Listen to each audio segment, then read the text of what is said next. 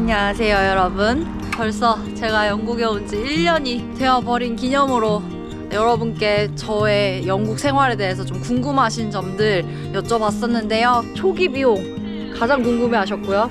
일 어떻게 구하는지 이거 되게 또 궁금해 하시더라고요. 그래서 이런 저의 초기 정착기 얘기 나눠보려고 합니다. 오늘 공원 가서 편안하게 얘기 나눠봅시다.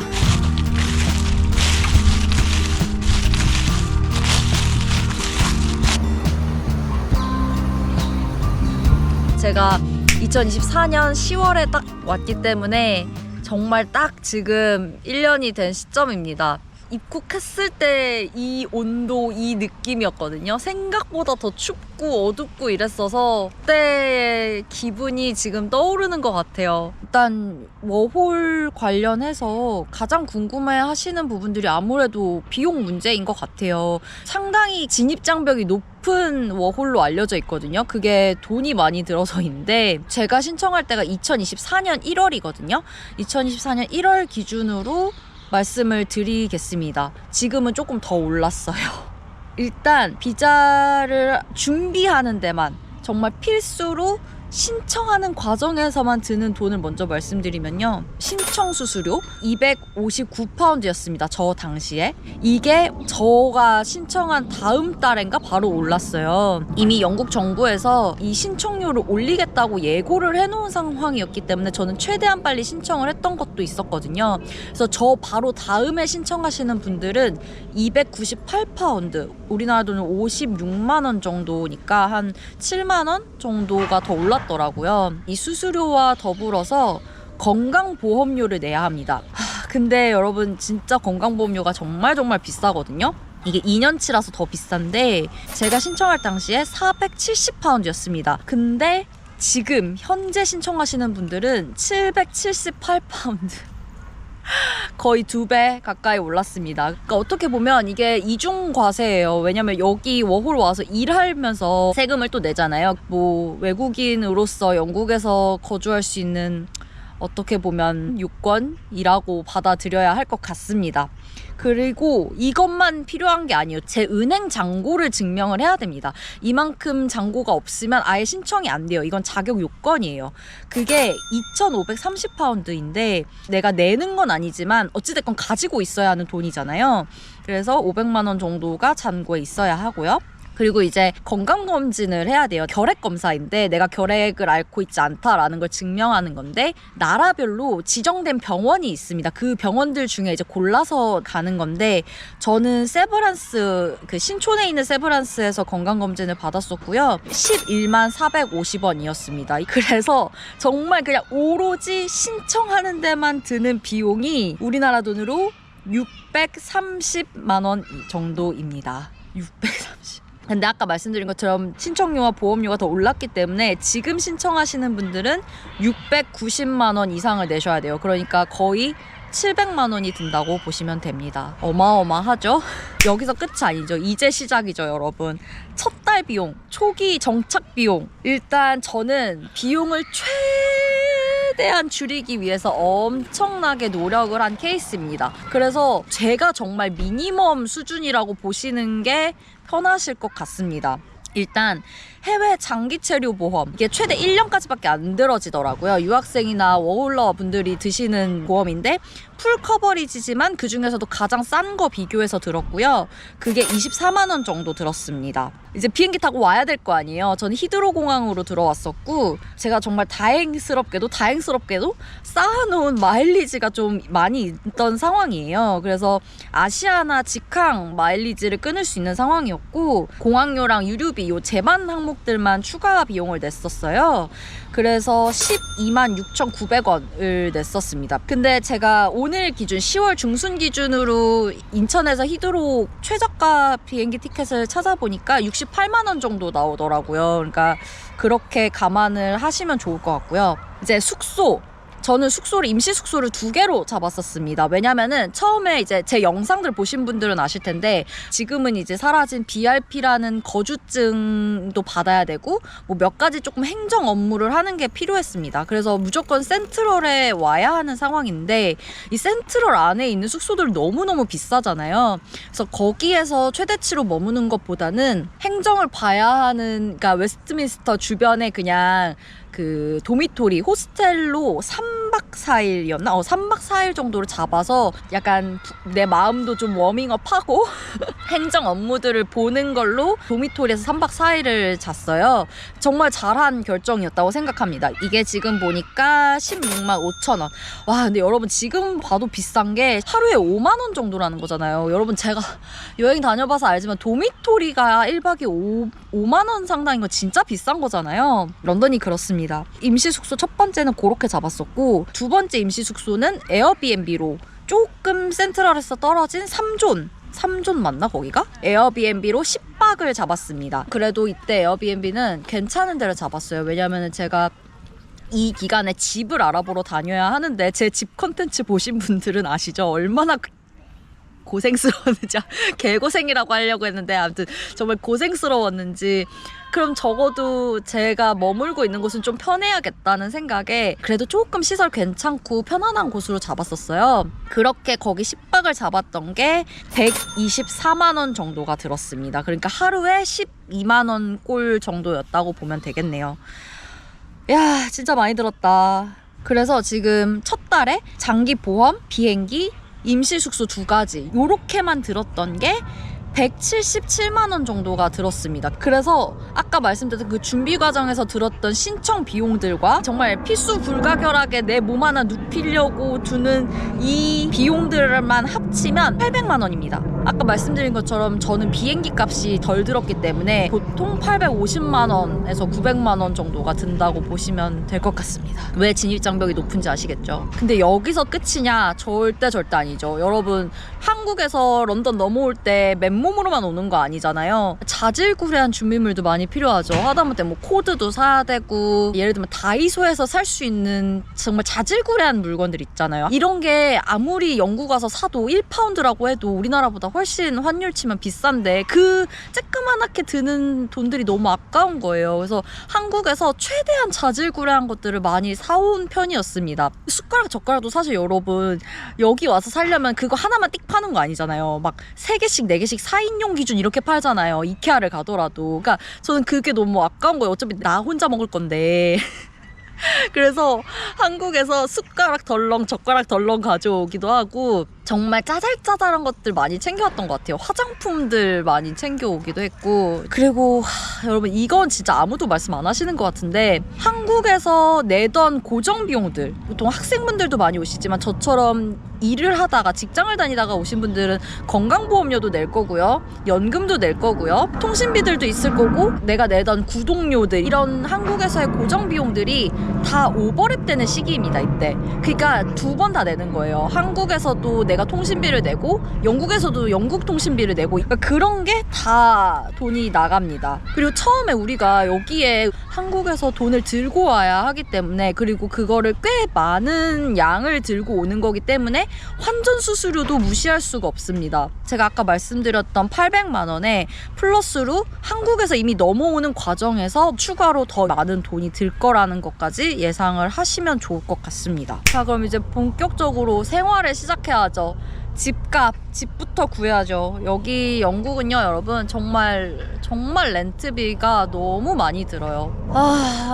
한국에서 내는 월세와는 비교 자체가 불가능합니다. 저는 운이 좋게도 제 첫 집을 굉장히 싼 편에 구했어요. 지나고 보니 제 첫 집은 런던 4존에 있는 월세 750파운드짜리 집이었고요. 보통 보증금은 한 달치 월세거든요. 그래서 750파운드의 보증금에 플러스 첫 달 월세 750 요렇게 냈었습니다. 근데 아무리 4존이라지만 더블룸에 퀄리티 괜찮은 방치고 750은 지금 와서 돌이켜보면 당시에도 싼 편이었지만 지금은 정말 상상할 수도 없는 금액입니다. 지금 그 비슷한 퀄리티의 주변에 집을 구하려면요, 여러분, 거의 1000 정도 듭니다. 그마저도 비리 포함이 안 되는 경우가 훨씬 많습니다. 이게 시즌 따라 좀 달라지긴 하는데 겨울에는 최대치가 150, 적게 되면 한 90 이 정도 선인 것 같아요. 정말 월세는 최악이에요. 이것보다 싼 데를 구하려면 조금 덜 편한 지역에 가면 있겠죠. 없진 않습니다. 없진 않지만 그래도 제가 살던 비슷한 환경에서 살고 싶다 하면 네, 무조건 월세가 지금 올라가야 하는 상황입니다.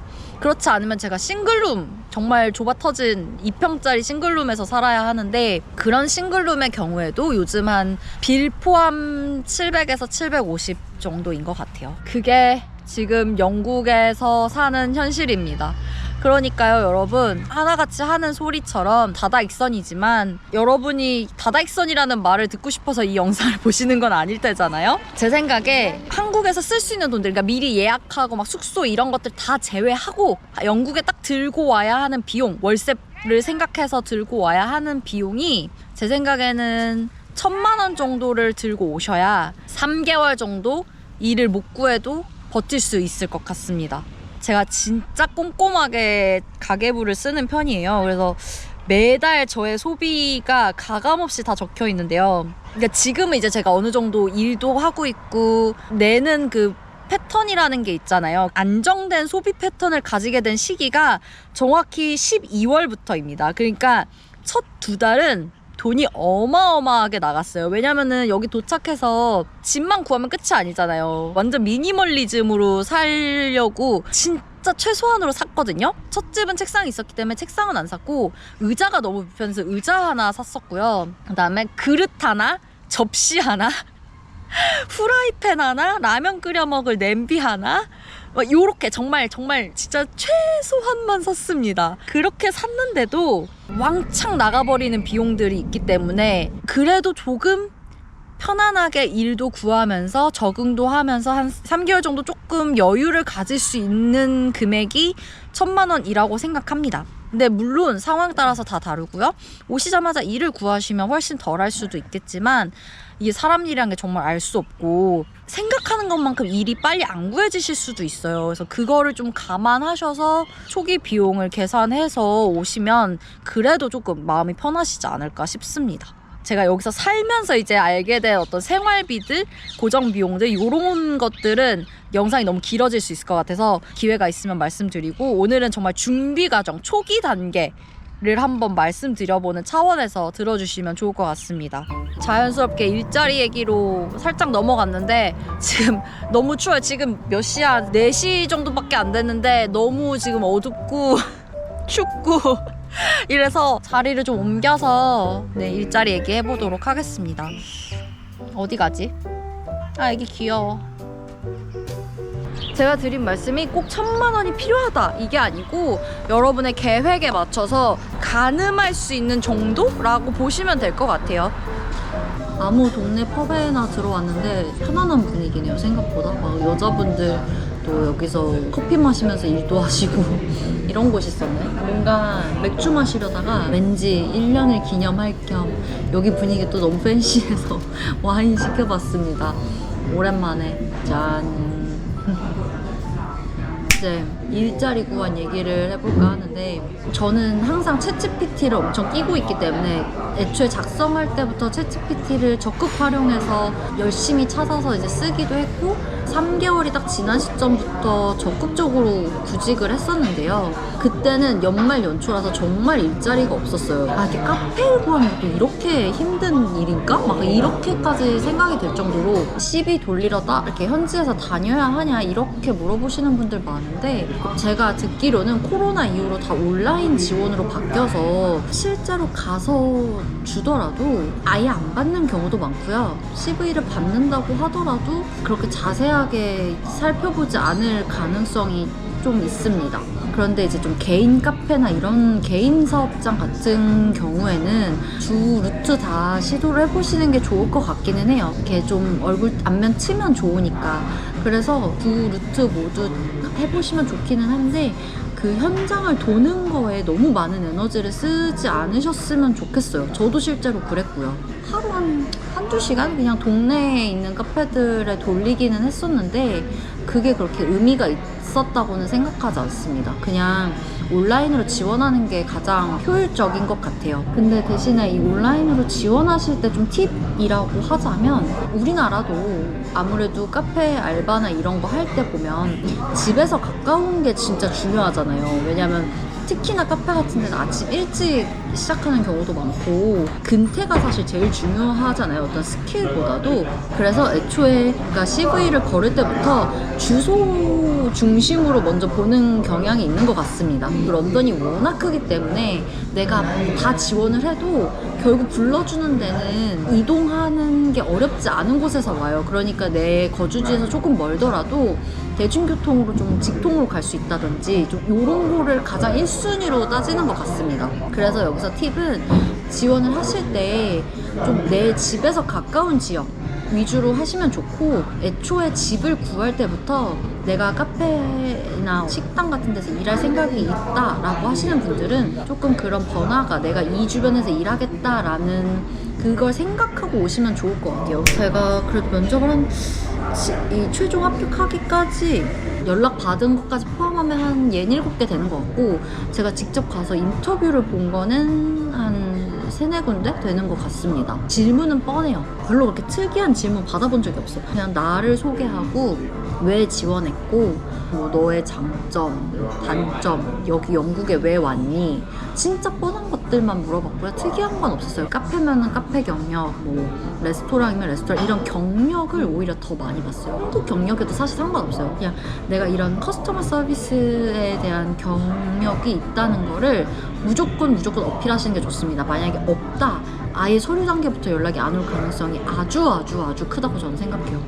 그래서 3개월이라도 6개월이라도 그런 서비스직 경험이 있으시면 무조건 넣으시는 게 좋습니다. 점점 얼굴이 좀 빨개지는 것 같은데 이 면접 과정에서 팁을 좀 드리자면 여러분 영국에는 트라이얼이라는 게 있습니다. 트라이얼이 쉽게 말하면 하루 일해보는 거예요. 보통은 1시간 내지는 2시간입니다. 제가 알기로 영국 법상 2시간 이내로 무급으로 일을 할 수가 있습니다.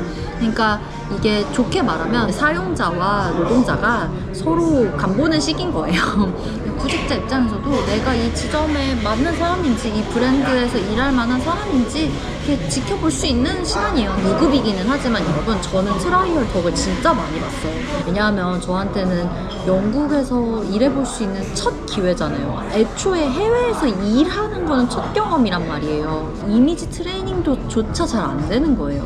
제가 첫 트라이얼이 여러분 게일스였습니다. 영국에서 가장 유명한 베이커리 브랜드 중에 하나인 게일즈에서 트라이얼을 했었는데 정말 그냥 인사하고 바로 투입 앞치마 입어? 하고 딱 해요.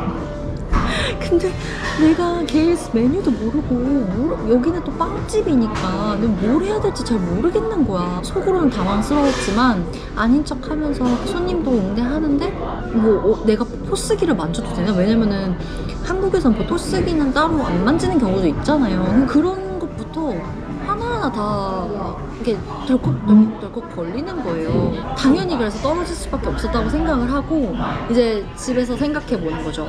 이 영국에서는 이런 것까지는 해도 되는 것 같고 잘 몰랐을 때는 동료한테 이렇게 물어보고 싶었는데 이걸 어떻게 영어로 물어봐야 되지? 하는 것도 찾아보고 내 자기소개, 뭐 나의 장점 이런 거 얘기하는 거는 내가 다 준비할 수 있잖아. 그거는 그냥 기본적으로 해가는 거고 트라이얼 가서 느끼는 게 더 많았던 것 같아요. 그래서 제 생각에는 아무리 먼 곳에 있는 지점에 가게 되더라도 초반에는 해보시는 게 좋은 것 같아요. 트라이얼은 뭐 돈을 못 받더라도 그렇게 좀 조금씩 스텝업 해가는 성장해 나가는 과정의 일환으로 믿고 부딪혀 보시기를 적극 추천드리겠습니다. 저한테 인스타 DM으로 따로 질문을 주신 분이 있어요. 만약에 1년 전으로 돌아가신다면 어떤 걸 하고 싶냐 골자로 보내주신 게 있는데 진짜 단연컨대 영어 공부라고 말씀을 드리고 싶습니다. 너무 당연하고 뻔한 말이지만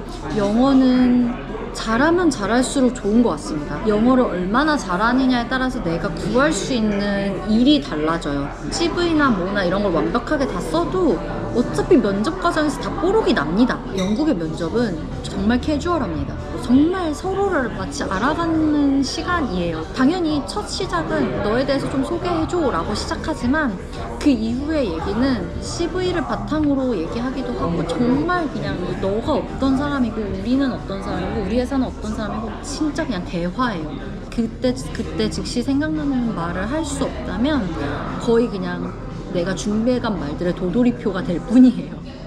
영국은 2년이라는 긴 워홀 기회가 주어지는 만큼 되게 다양하게 활용을 하시잖아요. 진짜 해외 취업까지 생각하고 오시는 분들이 많기 때문에 그런 분들께서 가장 급선무로 준비를 하셔야 될 부분은 저는 단연컨대 영어 공부라고 생각을 합니다.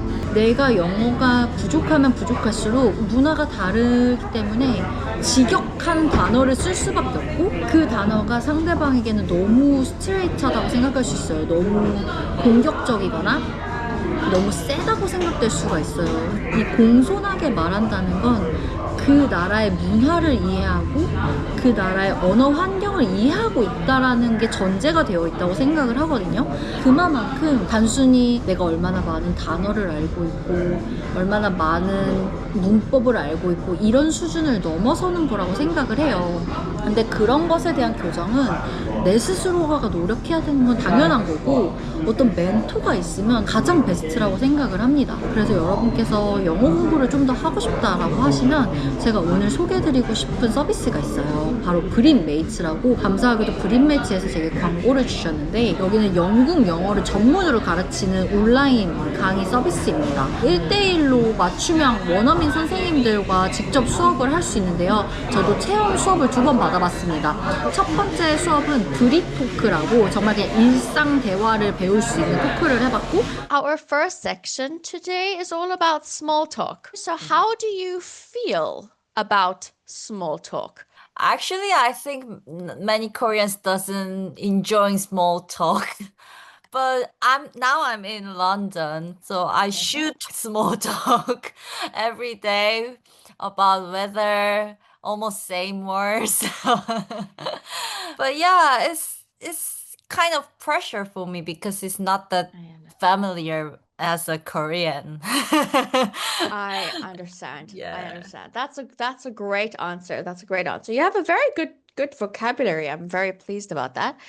And 이게 처음에 딱 체험 수업을 받으면 선생님이 저의 수준을 파악해 주시고 거기에 맞춤형으로 바로바로 레벨 테스트를 해주세요. 그러니까 내가 레벨 테스트라고 뭘 따로 막 준비하고 막 시험 보고 이런 게 아니라 이거는 정말 회화 공부를 하기 위한 거니까 그냥 정말 원어민 선생님이랑 대화하면서 너의 대화 수준은 이 정도구나, 너가 쓰는 단어의 어휘 능력이 이 정도구나, 선생님이 알아서 딱딱딱딱 파악을 하시고 거기에 맞춰서 저의 커리를 세워주십니다. 그리고 두 번째로 받았던 영어 면접 수업 같은 경우에는 기본적인 면접 질문에 대한 어떤 답변에 대해서 피드백도 해주시지만 저의 CV를 이제 제출하면 그걸 기반으로 질문도 해주시고 당연히 저의 대답에 대한 피드백도 해주시는 거죠. 어떤 직군이 있고 산업이 있는 분야인 거잖아요. 그 산업에 대한 맞춤형으로 또 서비스를 해주실 수 있는 거기 때문에 정말 저에게는 필요한 서비스다라는 생각이 들더라고요. I'm just giving you tips. I would say where you're from. Right, I would say, oh, hi everyone, I'm South Korean. I've been in the UK for the last year, developing my English, working. This type of question is going to come in the beginning. And you Yeah. should know that first impressions are so important, right? Uh-huh. So we really want to come across as being more friendly and giving more background about who we are, yes? 영국에서 일상생활과 대화를 좀 더 풍성하게 하고 싶다라고 하시는 분들은 이런 회화 수업을 이용해 보시면 좋을 것 같고 나는 해외 취업까지도 좀 바라보고 있다라고 하시는 분들은 영어 면접 서비스까지 이용을 해보시면 정말 유용하겠다는 생각이 들었습니다. 언제 어디서나 저처럼 지금 해외에 나와 있는 사람도 물론이고 내가 원하는 시간에 15분, 30분 이렇게 골라서 원하는 수업을 받을 수 있다는 게 너무너무 좋았던 것 같고요. 관심 있으신 분들은요, 이거 그냥 무료로 간단하게 신청해서 체험 수업 받으실 수 있는 거니까 가볍게 한번 신청해 보시고 원하는 수업 한번 받아보시면 좋을 것 같습니다. 아무튼 오늘 이렇게 워홀 1주년을 맞이해서 도란도란 얘기 나눠봤는데요. 1년이 진짜 어떻게 지나가는지 사실 모르겠어요. 또 앞으로 1년이 지나면 어떻게 제가 바뀌어 있을지, 제가 더 성장해 있을지 저도 제 스스로가 굉장히 기대가 되기도 합니다. 제 채널에 대해서 또 고민이 많았는데 일단 제가 지금 이 영국에 살고 있는 사람으로서 다른 여행자분들과는 다르게 되게 깊숙이 볼 수 있다는 장점이 있잖아요. 영국에서 어찌됐건 좀 살아보고 문화를 이해하려고 노력하고 있는 사람으로서 영국의 소도시들 구석구석도 가보고 좀 맛있고 또 괴랄한 그런 음식들도 먹으러 다니고 또 어떻게 영국에서 실전으로 살아남고 있는지 이런 부분들을 조금 당분간은 집중적으로 보여드릴 생각입니다. 제 채널 구독, 좋아요 해주시면 앞으로 좀 더 다양한 영국의 모습들 만나보실 수 있도록 저도 노력하도록 하겠습니다. 오늘도 시청해주셔서 감사하고요. 다음 영상에서 뵙겠습니다.